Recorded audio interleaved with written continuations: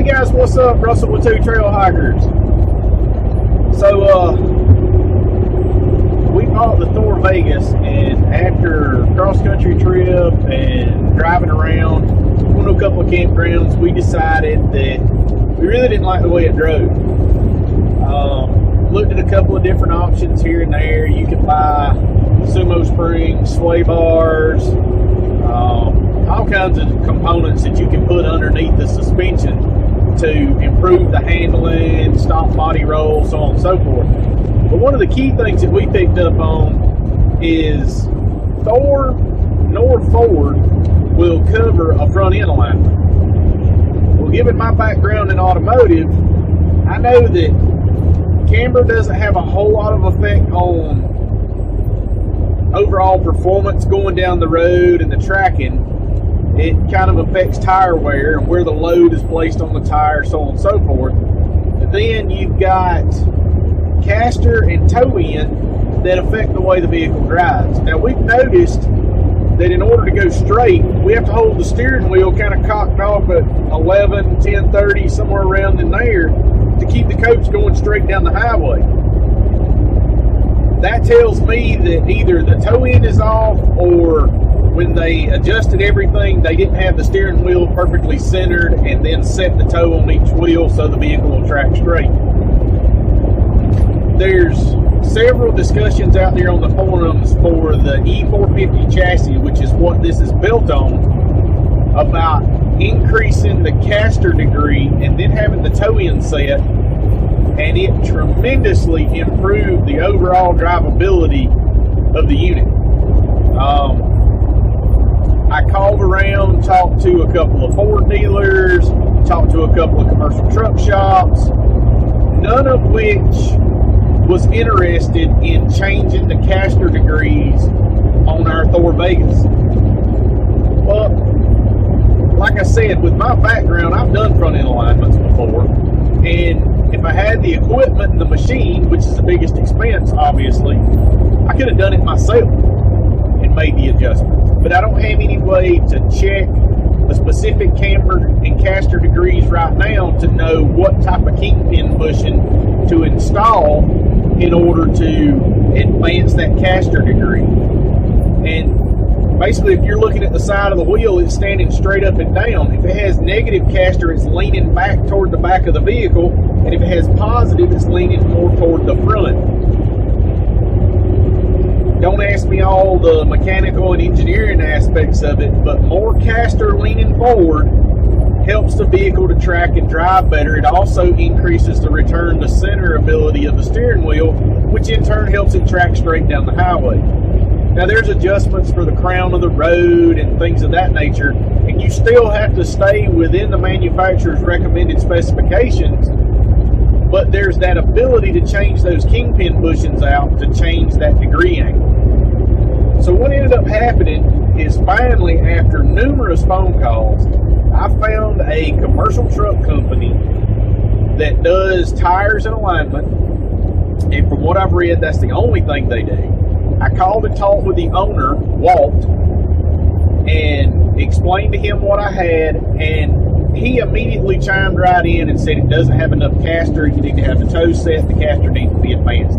He said, do we see that all the time with motorhomes when we align them? We're accustomed to it.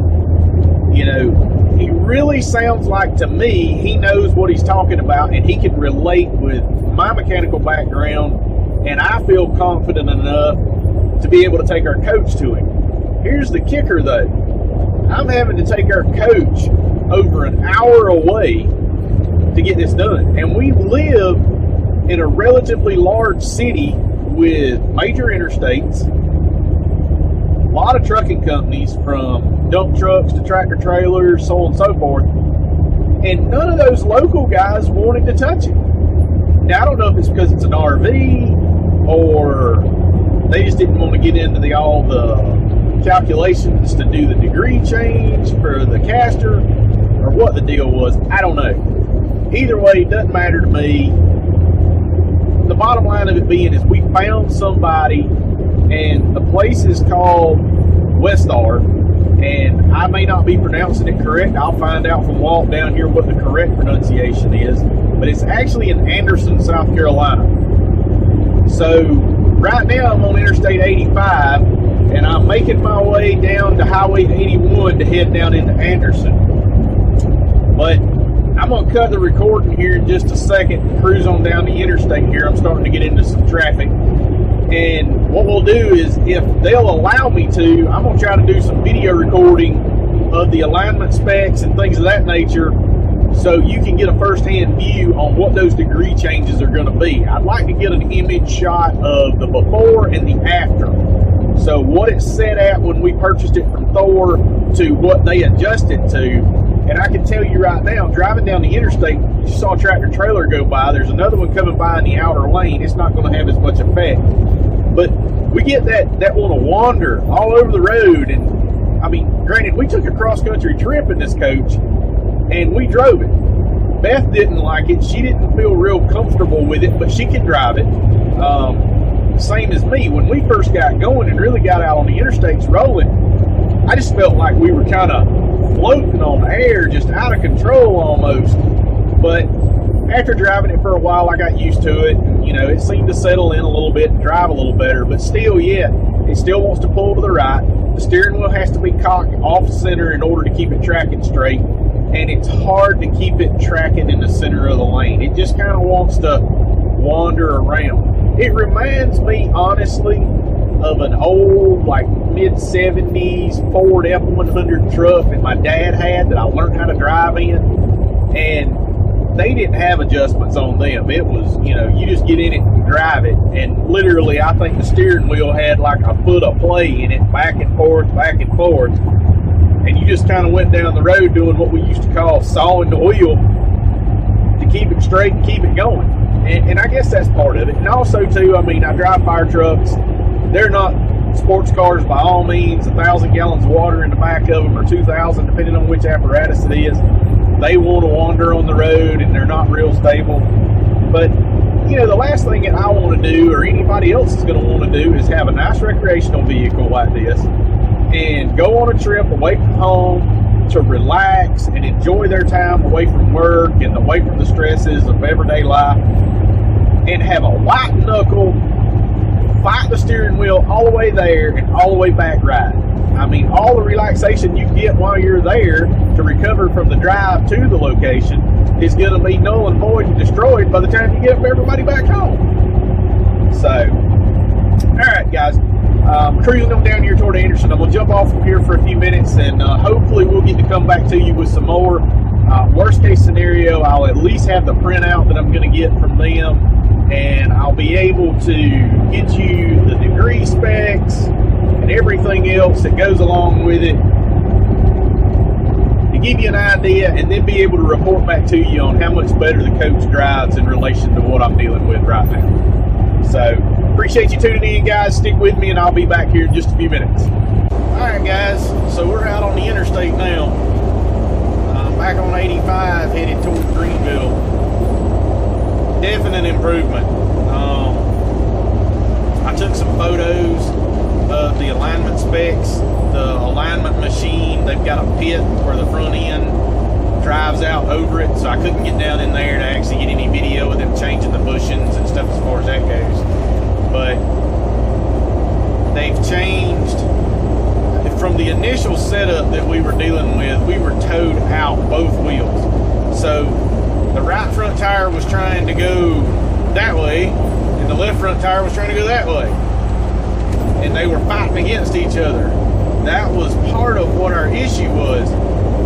The other issue that we had is the caster degrees on the right-hand side, which is supposed to be more positive than the left-hand side, was actually less.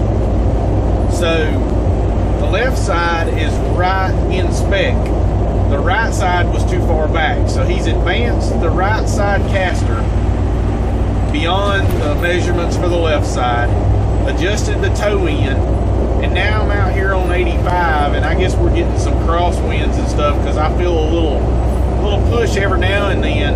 But as far as driving goes, oh, it's a night and day difference right now from what we dealt with when we went across country. I mean, it's pretty well. I mean, I can let go of both hands, and we're still tracking straight down the interstate. Before, if I would have let go like that, I mean, we'd already been over in the emergency lane. I'm in the number 1 or number 3, or I'm in the outside lane closest to the emergency lane. I don't know what the numbers are. But before, if I'd let go of the steering wheel with both hands for that amount of time, I mean, we'd have been driving completely over in the emergency lane. So I'm really happy. I'm going to put all the company's information down in the description. I believe they've got a Facebook page, they've got a website. I will put links to them. Oh, and the best part of this is they charge me $129 to line the RV up. That is unbelievable, considering they had to make changes to all the aspects of the suspension geometry. I mean, for them to only charge me $129, that is a deal. For the improvement that I've gotten as far as driving, I can't say enough good stuff. Those guys are jam up. They are on it. They actually took the concern and care to talk to me and find out what problems I was having with the RV, and then look at the specs and compare my issues to the specs on the machine, and then they were able to adjust the RV out and adjust it accordingly to help remedy my problem. The man was up front. I mean, it's no ands if buts about it. The RV's like driving a big brick down the road. It's not going to handle like, you know, a Corvette or an SUV or something to that extent that's smaller and a little more aerodynamic and doesn't have as much side surface for crosswind. But, I mean, from where we were coming down here to now going back home with the RV, it is a night and day difference. If you have not had your RV lined up and you're having wandering problems and it just doesn't drive that great going down the interstates and stuff, I highly recommend getting it lined up. Find an alignment shop that will actually do the work, not just set the toe and send you back out the door. He could have adjusted the toe in on ours and we probably would have saw a small improvement in the driving, but as far as it counteracting the crown of the road to keep us straight in line on the lanes, without that caster adjustment, we wouldn't have got it. You know, I'm going to drive it on home. We're going to do some dinner. Now we can start really diving in and getting stuff prepped and ready so we can go out of town, take some trips. You know, I'm driving one-handed right now. I'm really not fighting at all to keep the RV straight. I just, wow. I mean, it's crazy how much of an improvement it makes. So definitely, if you have an E450 chassis in an RV and you have never had it lined up and you don't like the way it drives, try an alignment first. I'm not going to say it's fix all your problems. You might have a worn-out suspension component or something to that extent, but definitely try the alignment first. See if that remedies your problem. It's definitely made a huge improvement on our RV. And if you're in the Greenville, South Carolina, Georgia area, give or take around Lake Hartwell, Anderson, Clemson, hey, by all means, it's worth the time to drive down here to see the guys at Westar. They did an outstanding job. I really appreciate the work. Big shout out to them for doing a great job and charging me a really, really good fair price. Thank you. We appreciate it, and we'll be sending work your way in the future for sure. Thanks for tuning in, guys. Don't forget to hit that subscribe button. Stay in for more videos. We'll bring you more information, more how-tos, and just a general lifestyle idea on things that we can do. So, appreciate it. Have a good time.